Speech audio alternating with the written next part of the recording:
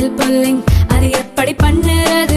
காலையில் எழுந்ததும் எதுவும் சாப்பிடாமல் இதயம் வளத்தை வாயில ஊத்தி நல்லா கொப்பளிக்கணும், அப்புறம் அதை துப்பிடணும். இதுதான் ஆயில் புல்லிங்.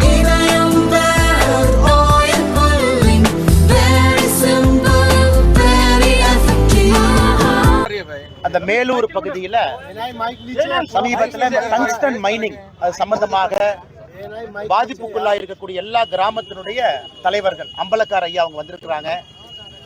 எங்களுக்கு எல்லா தலைவர்களையும் கூப்பிட்டு கொண்டு வர வேண்டும் என்கின்ற ஆசை. ஆனா காலத்தினுடைய அருமை கருதி எங்களோடு இன்னைக்கு ஒரு 10 அம்பலக்கார் ஐயா அங்கிருந்து வந்திருந்தாங்க. நம்முடைய மாநிலத்தினுடைய பொதுச் செயலாளர் அந்த பகுதியில போட்டியிட்டு மக்களுடைய மனதை வென்றிருக்கக்கூடிய ப்ரொஃபசர் ராம ஸ்ரீனிவாசன் அவர்கள், தமிழக பாரதிய ஜனதா கட்சியினுடைய பொறுப்பாளராக இருக்கக்கூடிய சுதாகர் ரெட்டி ஐயா அவர்கள், டெல்லியில நம்முடைய அமைச்சர் ஐயா முருகன் அவர்கள், நம்முடைய 2 மாவட்ட தலைவர்கள் ராஜஸ்திமன் அவர்கள், அண்ணன் மகா சசீந்திரன் அவர்கள், இங்க இருக்கக்கூடிய எல்லா அம்பலக்கார் ஐயா எல்லோரும் இணைந்து இன்னைக்கு ஐயா கிஷன் ரெட்டி அவர்களை சந்திச்சோம். இந்த துறையினுடைய அமைச்சர் மிக பொறுமையாக அம்பலக்காரர் ஐயா அந்த பகுதியினுடைய தலைவர்கள் எல்லாம் எடுத்துரைச்சாங்க. குறிப்பா இந்த டங்ஸ்டன் மைனிங் அதனால பாதிப்புக்குள்ளா இருக்கக்கூடிய பகுதிகள் என்னென்ன, நீர்நிலை பிரதேசங்கள், கோவில்கள், சமண படுக்கைகள், ஒருபோக விவசாயிகள் சார்பாக பேசினாங்க. குறிப்பாக பெரியார் அணையிலிருந்து வரக்கூடிய நீர்ப்பாசனம் அதையெல்லாம் பொறுமையாக நம்முடைய அமைச்சர் கிஷன் ரெட்டி ஐயா கேட்டுக்கிட்டாங்க. உங்களுக்கு தெரியும், இதற்கு முன்பு இந்த மைனிங் திட்டம் அறிவிக்கப்பட்ட பிறகு, இது முதலிருந்தே நண்பர்களுக்கு தெரியும், 2021 செப்டம்பர் 14ஆம் தேதி GSI geological survey of India report கொடுக்குறாங்க.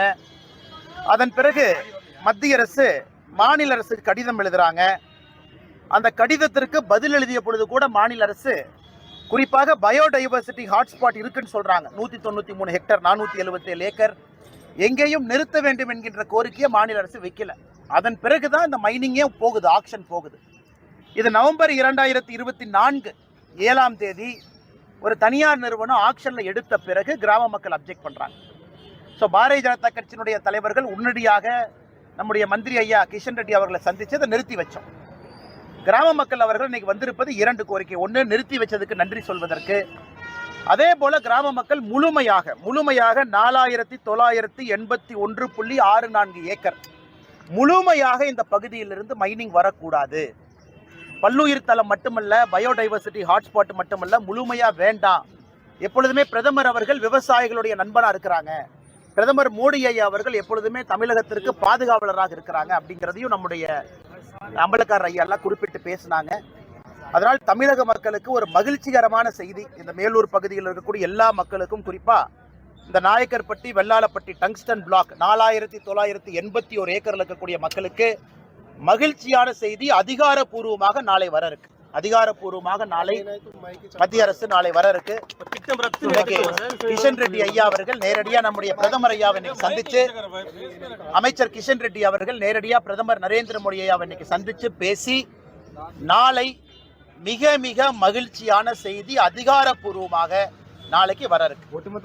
இன்னைக்கு இங்க இருக்கக்கூடிய எல்லா அம்பலக்கார ஐயாவுக்கு அமைச்சர் அவர்கள் உறுதி கொடுத்துட்டாங்க, ஒட்டுமொத்தமா உறுதி கொடுத்துட்டாங்க. அது அம்பலக்கார ஐயாவுக்கு தெரியும்.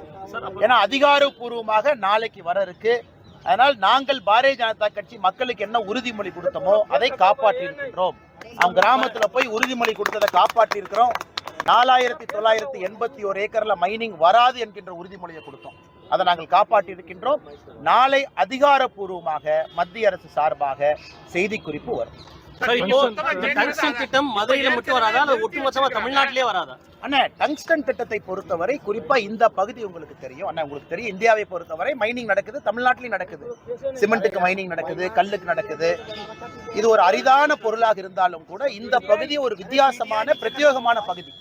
நீர்நிலைகள், சமணப்படுகைகள், கோவில்கள், கள்ளழகர் கோவில் இருந்து எல்லாம் இருக்கு. அதனால இந்த பகுதியில் கிட்டத்தட்ட 20,000 மக்கள் இருக்கிறாங்க. அவ்வளவு கிராமங்கள் இருக்கு. இந்த பகுதி மக்களுடைய கோரிக்கையை நாங்க நிறைவேற்றி இருக்கிறோம்.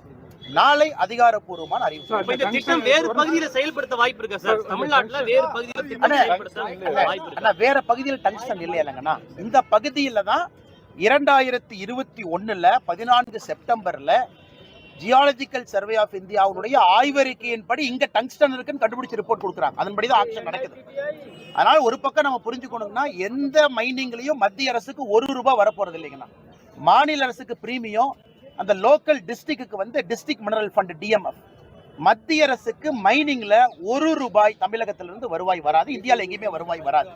இன்னைக்கு கிராம மக்களுடைய கோரிக்கை ஏற்று எப்பொழுதுமே பிரதமர் அவர்களை பொறுத்தவரை விவசாயிகளுடைய நண்பனா தான் இருந்திருக்கிறார். அது மீத்தேன் ஹைட்ரோ கார்பன் திட்டத்திலிருந்து ஒன்னொன்னும் பாருங்க. அதனால் பொங்கலை சந்தோஷமா கொண்டாடினாங்க, பிரதமர் ஐயாவை நம்பினாங்க, பிரதமர் ஐயா கைவிடல.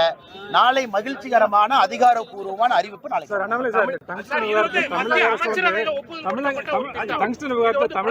டங்ஸ்டன் விவகாரத்தை தமிழக அரசு வந்து மக்களை ஏமாத்தி இருக்காங்க. வேடம் போட்டு தமிழக பத்திரிகையாளர் சந்திப்புல உங்களுக்கு எல்லாம் தெரியுங்க. நான் ஒரு அரசியல் கட்சியை குறை சொல்ல விரும்பலீங்க. மத்திய அரசு ஒரு நிமிஷம், நாம் ஒரு அரசியல் கட்சியை இங்க குறை சொல்ல விரும்பலீங்கன்னா நான் தேதி வாரியா சொல்லிட்டேன். மத்திய அரசு மாநில அரசு கேட்டாங்க, மாநில அரசு கடிதம் எழுதினாங்க. கடிதம் எழுதும் பொழுது எங்கேயும் நிறுத்துங்கன்னு மாநில அரசு சொல்லல. அதனால இந்த இடத்துக்கு நான் அரசியல் பண்ண விரும்பலீங்கன்னா. அமலக்காரர் ஐயா இருக்கிறாங்க, நாங்க உறுதிமொழி கொடுத்தோம், இன்னைக்கு நாங்க அதை செஞ்சு காட்டி இருக்கிறோம். பிரதமர் அவர்கள் மற்றும் ஒரு முறை தமிழகத்திற்காக மக்களோடு விவசாயிகளோடு நிற்பார்கள் என்பதை மறுபடியும் இன்னைக்கு பிரதமர் அவர்கள் தமிழக மக்களுக்கு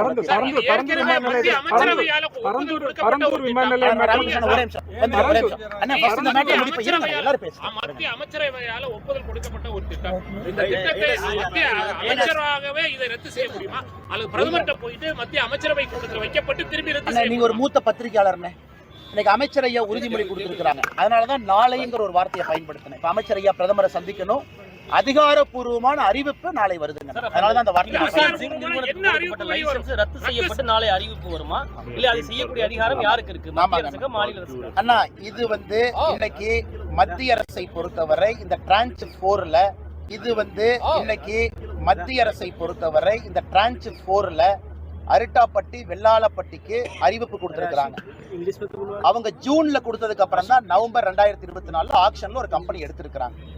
இந்த ஆக்ஷன் நடத்தக்கூடாது, இங்கே டங்ஸ்டன் வரக்கூடாதுங்கிறது இவங்க கோரிக்கை. 4981 ஏக்கர்ல அது இன்னைக்கு அமைச்சர் ஐயா உறுதி கொடுத்திருக்கிறாங்க. அண்ணன் ஒரு டெக்னிக்கல் கேள்வி கேட்டாங்க, பிரதமர் ஐயா தான் ஒரு முடிவு எடுக்கிறாங்க. இதற்கு முன்பு தற்காலிக நிறுத்தி வைப்பு பிரதமர் ஐயா தான் எடுத்தாங்க.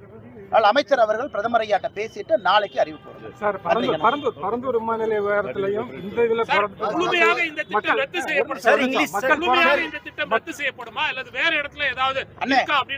நல்லா புரிஞ்சுக்கண்ணே, டங்ஸ்டன் இங்க தான் இருக்கு, வேற இடத்துல டங்ஸ்டன் இல்ல. அந்த இடம் முழுமையாக ரத்து டங்ஸ்டன் இங்க டங்ஸ்டன் திட்டம் இனி வராதுன்னு எடுத்துக்கலாம். நல்லா நீங்க புரிஞ்சுக்கண்ணே, தமிழ்நாட்டுல டங்ஸ்டன் திட்டம் வராது. காரணம் அவங்க கண்டுபிடிச்சது இங்க மட்டும்தான்.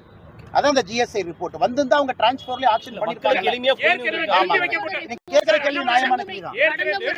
ஒரே நிமிஷம் சகோதரி கேக்குறாங்க, ஒரே நிமிஷம். GSI வந்து அந்த ரிப்போர்ட்ட வந்து ரீஎவாலுவேட் தான் பண்ணனும். Mining ministry madam correct.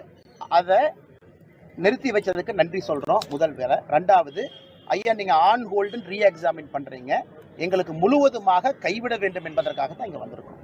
அந்த அறிவிப்பு தான் நாளைக்கு வருங்கம்மா. வருங்க மேடம். 4981 ஏக்கர் முழுமை எல்லா கிராம மக்களும் சந்தோஷமா இருக்கலாம். நாளைக்கு அறிவிப்பு வருது.